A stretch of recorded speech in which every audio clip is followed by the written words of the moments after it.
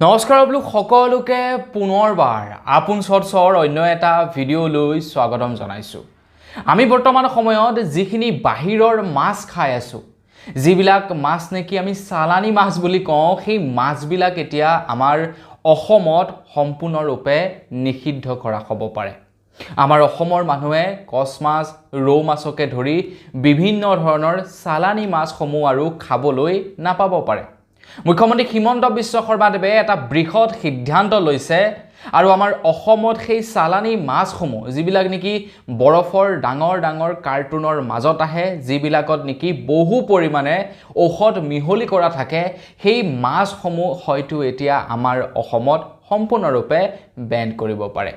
তো বন্ধু বান্ধৱীসকল, আমাৰ অসমত অসম চৰকাৰে মন্ত্ৰী হিমন্ত বিশ্ব শৰ্মাদেৱে এক নতুন প্ৰচেষ্টা হাতত লৈছে, যাৰ অধীনত বাহিৰৰ পৰা অহা মাছবিলাক এতিয়া টোটেলি বেন কৰি দিব পাৰে। তো আজিৰ এই গুৰুত্বপূৰ্ণ খবৰটোৰ সম্পৰ্কে এই ভিডিঅ'টোত মই আপোনালোকক জনাম। তো ভিডিঅ'টো প্ৰথমৰ পৰা শেষলৈকে চাই থাকিব। মই শ্ৰীপাঞ্জি গগৈ, আপোনালোকে চাই আছে আপোন চৰ্চ। আহক আৰম্ভ কৰোঁ আজিৰ ভিডিঅ'। বাহিৰৰ পৰা যিবিলাক মাছ আহে, সেই মাছসমূহ আমাৰ লোকেল এৰিয়াত পোৱা মাছসমূহতকৈ দাম যথেষ্ট পৰিমাণৰ কম,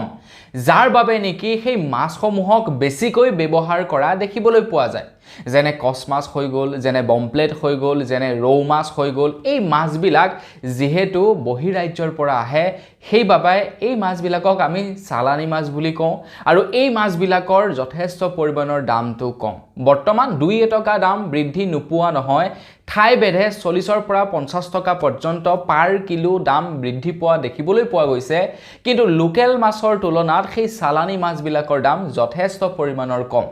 আৰু সেয়েহে সেই মাছবিলাকক আটাইতকৈ বেছি ব্যৱহাৰ কৰে আমাৰ অসমৰ ৰাইজে। গাঁৱৰ মানুহবিলাকৰ কথা ক'বলৈ নাযাওঁ, গাঁৱৰ মানুহবিলাকে ঘৰৰ পুখুৰীত মাছ পোহে, তো তেওঁলোকে পুখুৰীৰ মাছ খায় বা তেওঁলোকে ঘৰৰ পৰা অকণমান ওলাই গ'লে ওচৰৰ নদীখনত বা ওচৰৰ বিলখনতে মাছ পোৱা যায়। সেই মাছ ধৰিও তেওঁলোকে ধুনীয়াকৈ খাই চলি যাব পাৰে। কিন্তু টাউন এৰিয়াৰ মানুহবিলাক, যিবিলাক নেকি আপোনাৰ মধ্যবিত্ত মানুহ, তো তেওঁলোকে না দামী মাছবিলাক বেছিকৈ খাব পাৰে, না তেওঁলোকে মাছ ধৰিবলৈ যাব পাৰে, যাৰ কাৰণে নেকি বজাৰত পোৱা মাছবিলাকেই হৈছে একমাত্ৰ অপশ্যন। এতিয়া ময়ো যিহেতু গাঁৱৰ পৰাই বিলংছ কৰোঁ, তো সেইবাবে বুজি পাওঁ যে মই যেতিয়া ঘৰলৈ যাওঁ, ঘৰত যোৱাৰ পাছত মই বৰ বিশেষ বজাৰৰ পৰা কিনা মাছ নাখাওঁ। হয়তো ক'ৰবাত ধৰা মাছ, চেপাত লগা মাছ, জালত লগা মাছ, এইবিলাকেই খাওঁ। কিন্তু যেতিয়া আকৌ মই কামৰ জেগালৈ আহোঁ, তেতিয়া সেই একেই বজাৰৰ মাছবিলাকেই কিনি খাব লাগে আৰু বজাৰৰ মাছবিলাক বহুদিন ধৰি বৰফত ৰাখি থোৱা যায়, যিবিলাক নেকি আমাৰ শৰীৰৰ কাৰণে বহুতেই ক্ষতিকাৰক আৰু সেইবিলাক কম দামতে পোৱা যায় বাবে খোৱা হয়। তো আপোনালোকে বাৰু কি মাছ আটাইতকৈ বেছি খায় কমেণ্ট ছেকশ্যনত জনাবচোন। এতিয়া এক অসম চৰকাৰে সিদ্ধান্ত লৈছে যে অনাগত 2 বছৰৰ পাছত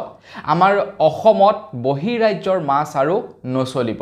আমাৰ অসমে বহিৰাজ্যৰ পৰা মাছ আৰু আনিব নালাগে। সেয়াই নহয়, তাৰ লগতে বহিৰাজ্যৰ ডিম বা বহিৰাজ্যৰ পৰা মাছৰ পোনাও আনিব নালাগে আমাৰ অসমৰ মীন পালকসকলে বা অসমৰ ৰাইজে। আমাৰ অসম চৰকাৰে এক ব্যৱস্থা কৰি দিছে, যাৰ অধীনত এতিয়া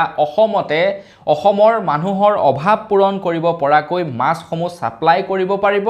আৰু লগতে যিসকল মীন পালকে মাছ পুহিম বুলি ভাবে, তো তেওঁলোকৰ পোনাসমূহো এতিয়া অসমতে লাভ কৰিব।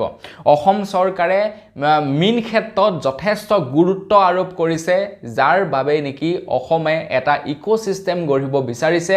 য'ত নেকি হাজাৰ হাজাৰ ল'ৰা ছোৱালীয়ে যাতে সংস্থাপন লাভ কৰে, য'ত নেকি আমাৰ অসমৰ ৰাইজে কম মেডিচিনযুক্ত মাছ খাই স্বাস্থ্যৱান হৈ থাকে, অসমৰ ৰাইজে যাতে 4-5 দিন ধৰি বৰফৰ মাজত আবদ্ধ হৈ থকা মাছসমূহ খাই নিজকে বেমাৰী কৰিব নালাগে। তো তেনেধৰণৰ ব্যৱস্থা কৰি দিয়া হৈছে। এতিয়া বজাৰত যিবিলাক নেকি আমি মাছ পাওঁ, সেই মাছবিলাকত প্ৰচুৰ পৰিমাণে কেমিকেল মিলোৱা থাকে, কিয়নো সেই মাছসমূহ যেতিয়া সাগৰত ধৰে বা যেতিয়া বাহিৰত পৰা মাছবিলাক অসমলৈ বুলি পঠায়, তো সেই মাছসমূহ কেইদিন কাৰ্টুনৰ ভিতৰত থাকিব তাৰ কোনো ঠিক নাই। সেইবাবে বৰফৰ ভিতৰত মাছবিলাক ৰাখি থোৱা যায়। অকল বৰফৰ ভিতৰত ৰাখি থলেই নহ'ব, কাৰণ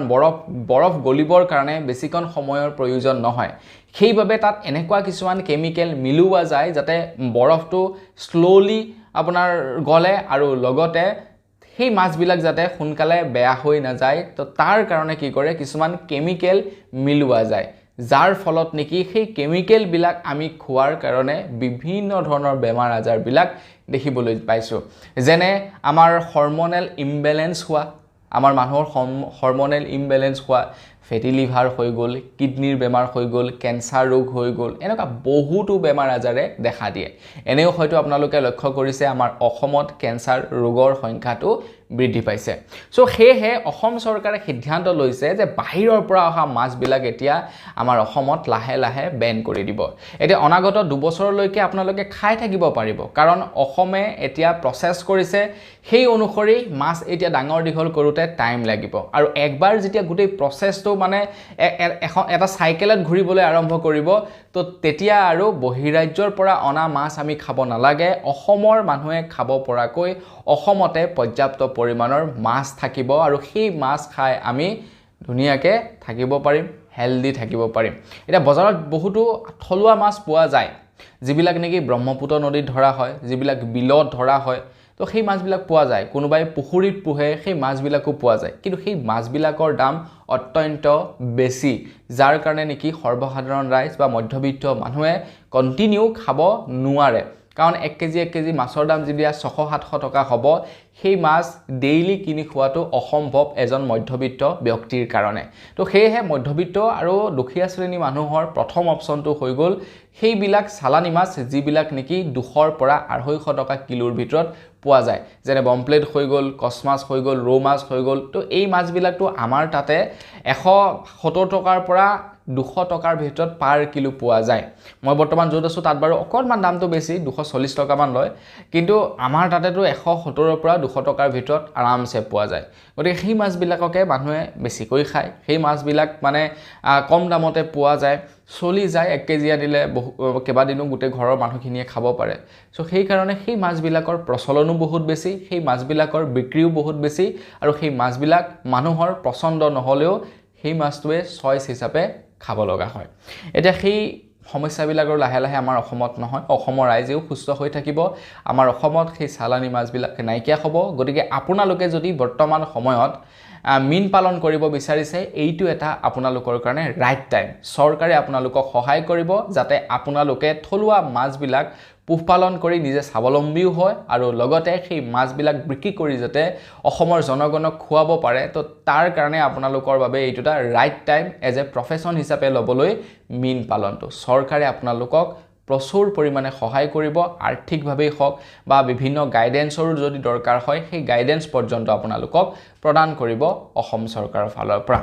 তো গতিগতে দেৰি নকৰিব এজ এ প্ৰফেশন হিচাপে ল'ব বিচাৰিলে ল'ব পাৰে